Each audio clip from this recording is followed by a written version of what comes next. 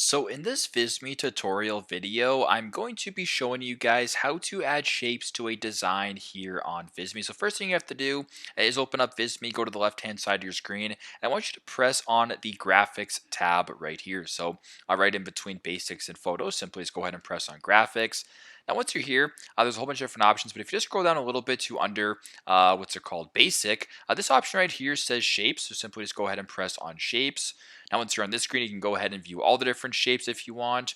As you can scroll down, view all the different shapes, or if you want specific shapes, you can view, ellipses and circles, rectangles and squares, infographics, triangles, whatever the case may be, stars.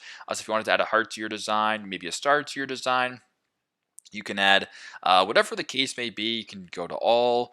You can view maybe this shape, for instance, whatever it is. You can go ahead and just add it to your design. If you want to change the color, feel free. Change the color. If you want to make it larger or smaller, you can do that as well. And basically just get creative. Play around with it however you may wish to do. You can do it. So pretty straightforward, but that's how you guys can add shapes to a design here on Visme. Thanks again for watching, and I hope this video helps.